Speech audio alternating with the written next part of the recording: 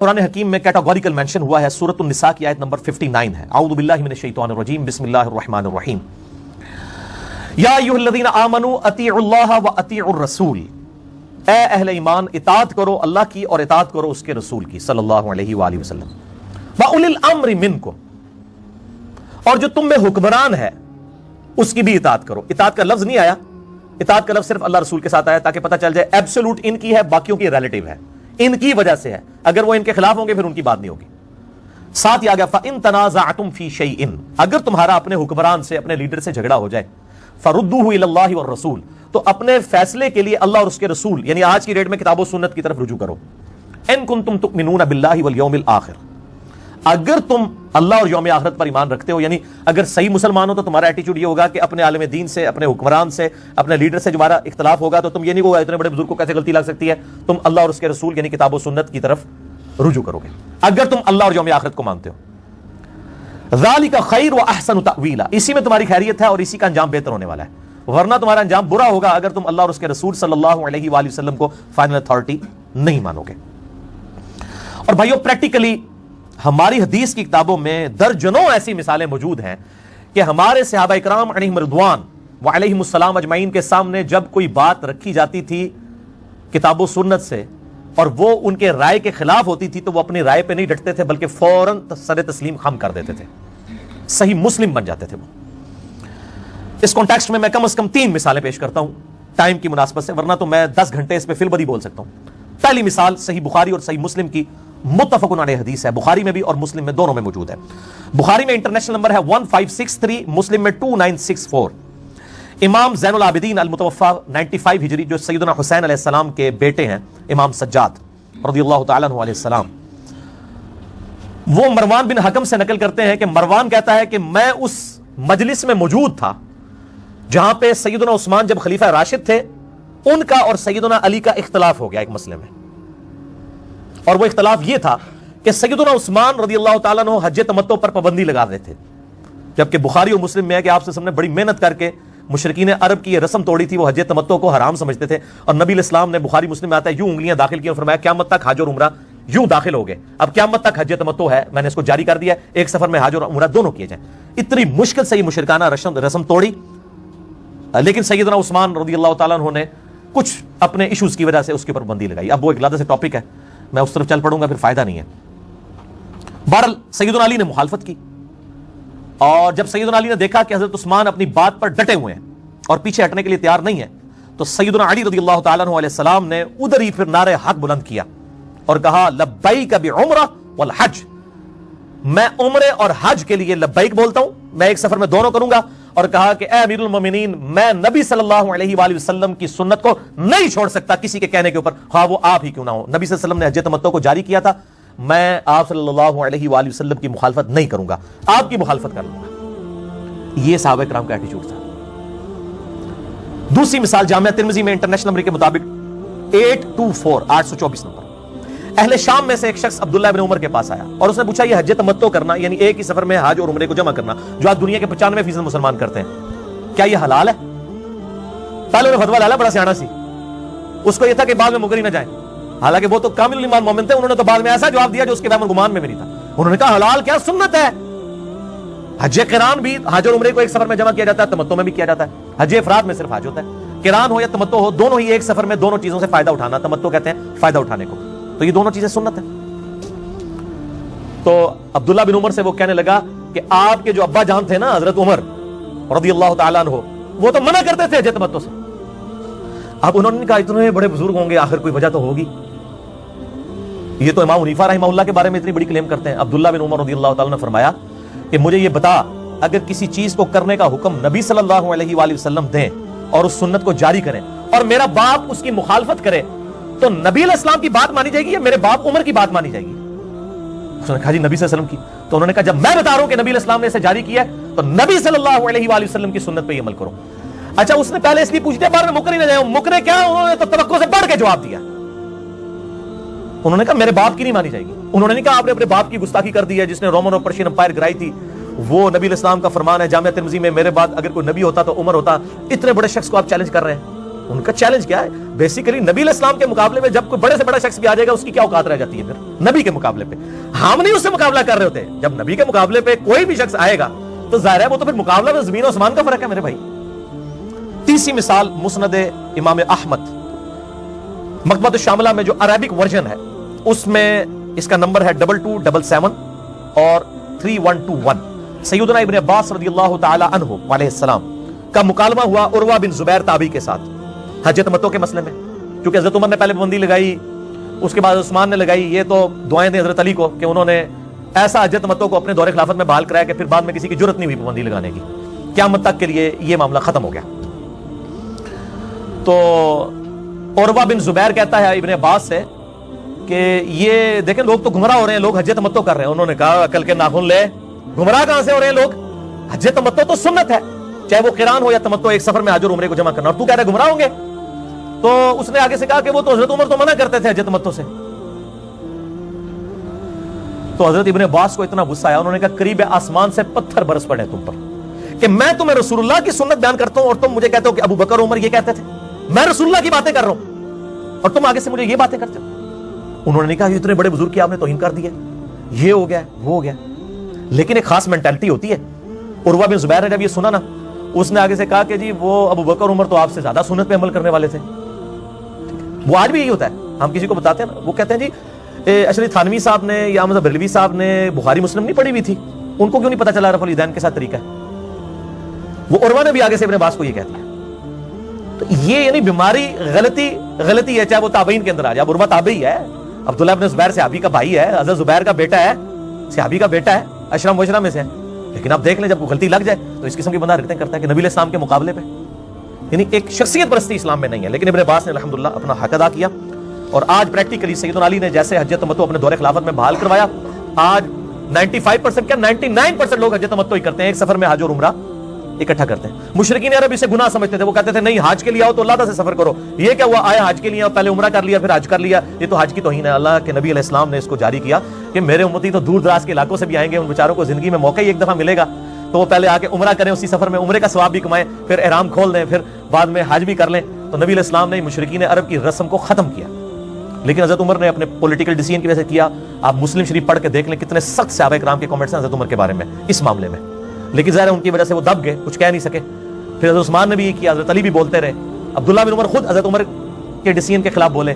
پھر جب حضرت علی کا دور خلافت آیا تو جہاں کئی اور بدعتیں جو جاری ہو چکی تھیں آل امیہ کے گورنروں کی وجہ سے, وہ سیدنا علی نے وہ ساری ختم کی. ان میں سے ایک یہ بھی بدعت ختم کی کہ حج تمتع پر جو پابندی تھی وہ اٹھا لی, اور آج تک امت الحمدللہ حج تمتع کرتی ہے, اور امت کے اجماع نے قبول کر لیا. آپ حدیث کی ساری کتابیں اٹھا کے دیکھیں, امام ترمذی کو خصوصاً انہوں نے تو باقاعدہ یعنی اس کے اوپر بڑے کھل ڈل کے کمنٹس لکھے ہیں اس حوالے سے کہ حج تمتع الحمدللہ بحال ہو گیا. حضرت معاویہ نے اپنے دور میں تھوڑا زور لگانے کی کوشش کی کہ حج تمتع کو پھر بند کیا جائے, لیکن جو حضرت علی نے اتنا دھکا لگا دیا تھا کہ وہ ان کی ایکسیپٹنس نہیں ہوئی. پھر الحمدللہ یہ اللہ تعالیٰ سیدنا علی رضی اللہ تعالیٰ کی اس کوشش کو قبول فرمائے, جس نے جو ایفرٹ کی ہوئی ہے اس میں اللہ تعالیٰ اس کو جزائے خیر دے. اس طرح میرے بھائیوں یہ بھی ممکن ہے کہ بڑے سے بڑے صحابی, بڑے سے بڑے امام سے کوئی دین کی بات چھپی رہ جائے, یہ بھی ممکن ہے. آپ یہ نہیں کہہ سکتے کہ اتنا بڑا صحابی, اتنا بڑا امام ہے, اس کو یہ بات نہیں پتا. یہ ہو سکتا ہے, بالکل پاسبلٹی ہے. اور اگر کوئی کتاب و سنت کی دلیل دیکھنے کے بعد بھی کہے کہ نہیں میں نے نہیں, یہ میرے سامنے بے شک بخاری مسلم سے نماز کا طریقہ آ گیا رفع الیدین کے ساتھ, لیکن نہیں میں نے نہیں کرنا کیونکہ میرے علماء کو نہیں پتا چلا کہ بخاری مسلم میں لکھا تھا, تو یہ زہر قاتل ہے ایمان کے لیے چیزیں. میں آپ کو حق 4 یار کی نسبت سے, خلفائے راشدین کی نسبت سے, ویسے تو حق 5 یار ہیں, وہ سیدنا حسن کی خلافت 6 مہینے کی سیدنا علی میں شمار کی جاتی ہے, اس لیے حق 4 یار ہم کہتے ہیں. حق 4 کی نسبت سے میں آپ کو صحابہ کرام کی 4 مثالیں دیتا ہوں.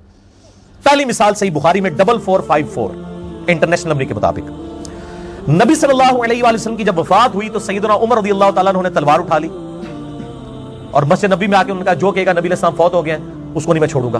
میں نے وفات النبی پہ پورا لیکچر دیا, مسئلہ 163, پوری ڈیٹیل, سارے طریق میں نے اس کے سارے طرق بیان کیے ہیں, ڈیٹیل سے وہاں دیکھیں. اب سب لوگ ڈر رہے ہیں. سیدنا ابو بکر صدیق رضی اللہ تعالیٰ عنہ آئے, سیدھے سے حجرہ عائشہ میں گئے, نبی علیہ السلام کو بوسہ دیا ماتھے پر, پھر باہر نکلے. سیدنا عمر سے کہا کہ بیٹھ جاؤ عمر. اب حضرت عمر سونی نہیں رہے. حضرت بکر فوراً ممبر کی طرف گئے اور کہا کہ عمر کو اس کے حال پہ چھوڑ دو, میری طرف متوجہ ہو. چونکہ حضرت بکر کا مرتبہ زیادہ تھا, لوگ ان کی طرف متوجہ ہوئے. تو حضرت بکر نے پہلی بات کی, من کان یعبد محمدا فإن محمد قد مات. یاد رکھو جو کوئی اگر محمد صلی اللہ علیہ وآلہ وسلم کی عبادت کرتا تھا تو جان لے کہ محمد صلی اللہ علیہ وآلہ وسلم دنیا سے جا چکے ہیں, فوت ہو چکے ہیں, ان کو موت آ گئی ہے. ومن کان یعبد اللہ، اور جو کہ اللہ کی عبادت کرتا ہے، فإن اللہ هو الحی القیوم، تو بے شک اللہ تعالیٰ الحی ہے، زندہ ہے، قائم ہے، باقیوں کو قائم رکھنے والا ہے۔ پھر قرآن کی آیات پڑھی، انک میت وانہم میتون، سورہ الزمر کی، اے نبی آپ کے مخالفین کو بھی مرنا ہے اور آپ کو بھی مرنا ہے۔ پھر وہ آیت پڑھی، وما محمد الا رسول قد خلت من قبلہ الرسل، سورہ آل عمران 144، کہ محمد تو نہیں مگر ایک رسول ہی، ان سے پہلے بھی رسول گزرے، اگر یہ فوت ہو جائیں یا جنگ میں شہید کر دیے جائیں، کہ اپنے دین سے الٹے قدم پھر جاؤ گے؟ جو ثابت قدم رہے گا اللہ اس کو جزا دے گا، الٹے قدم پھرنے والے کا اللہ تعالیٰ وہ کوئی نقصان نہیں کر سکے۔ بال یہ ڈیٹیل ٹاپک ہے، مسئلہ 163 ہے میرا وفات النبی صلی اللہ علیہ وآلہ وسلم کے اوپر، اور حیات النبی صلی اللہ علیہ وآلہ وسلم پر مسئلہ نمبر 5 ہے، وہ آپ دیکھ لیں۔ سیدنا عمر کہتے ہیں جب میں نے ابو بکر سے یہ باتیں سنی اور یہ آیات سنی تو مجھے لگا کہ یہ آیات ابھی نازل ہوئی ہیں، حالانکہ مجھے پتا تھی کہ یہ آیات موجود ہیں۔ غزوہ احد کے موقع پہ جب نبی علیہ السلام کی شہادت کی خبر مشہور ہوئی تھی، اس وقت یہ آیات نازل ہوئی تھی۔ کہتے ہیں مجھے لگا اب نازل ہوئی ہیں، کہتے ہیں میرے پاؤں میرے جسم کا وزن نہیں اٹھا سکے۔ قرآن سن کے یہ حالت ہوگی تھی۔ یہ صحابی میں اور عام آدمی میں فرق ہے۔ عام آدمی کو بخاری مسلم قرآن کھول کے بھی دکھاتے رہے نا، اس کے کان پہ جوں تک نہیں رینگتی، اور صحابی کے سامنے جب آیات حضرت بکر نے تلاوت کی تو حضرت عمر کہتے ہیں میرے پاؤں میرے جسم کا وزن نہیں اٹھا سکے، اور مجھے یقین آ گیا کہ نبی علیہ السلام فوت ہو گئے۔ اب حضرت عمر جیسے بندے کو بھی یہ غلطی لگ سکتی ہے،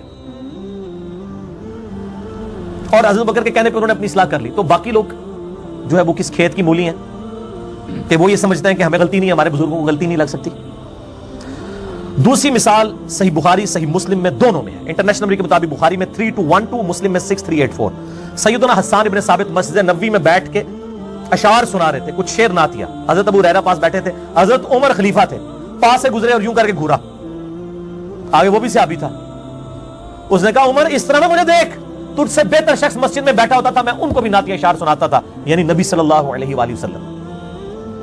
حضرت عمر نے کہا گواہ لاؤ، انہوں نے کہا یہ ابو ہریرہ بیٹھا ہے، انہوں نے کہا ابو ہریرہ بتاؤ کیا نبی علیہ السلام میرے لیے ممبر نہیں رکھواتے تھے؟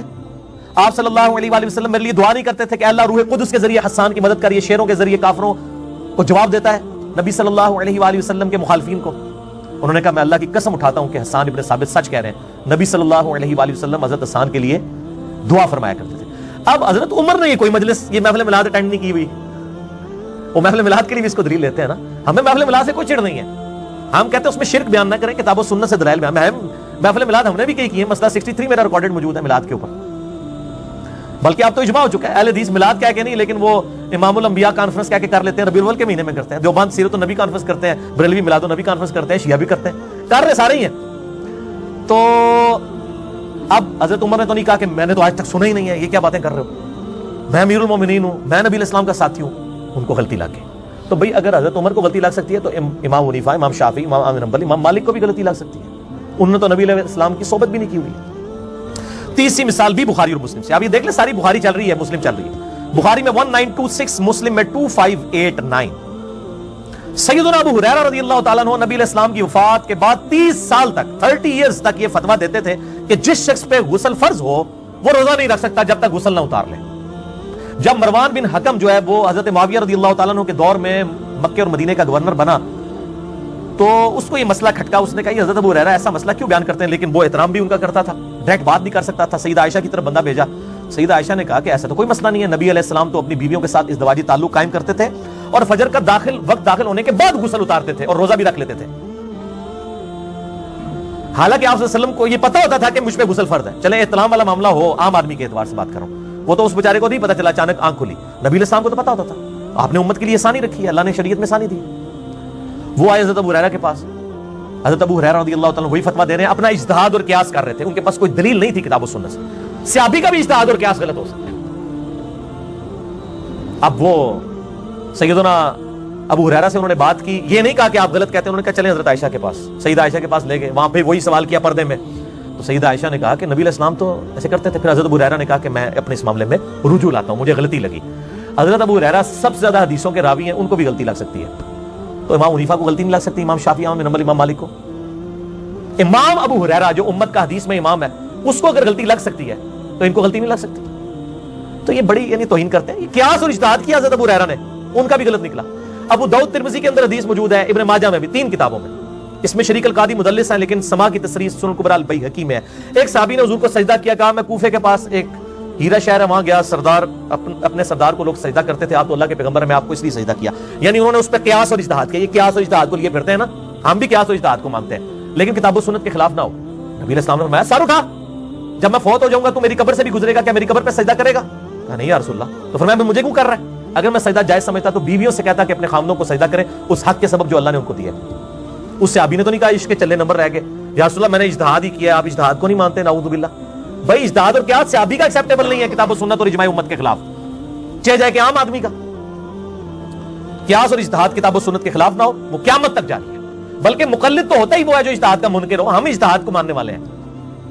مقلد تو کہتا نہیں امام نے جو کچھ کر لی, جبکہ آج کے تو 90% مسائل آج کے دور کے مسائل ہیں. ویڈیو کیمرے کا مسئلہ, انتقال خون کا مسئلہ, ریل گاڑی میں نماز کا مسئلہ, یہ امام حنیفہ, امام شافعی, امام احمد بن حنبل, امام مالک نے کہاں لکھا ہوا ہے؟ قیامت تک اجتہاد جاری ہے. یہ تو اسلام کی خوبصورتی ہے.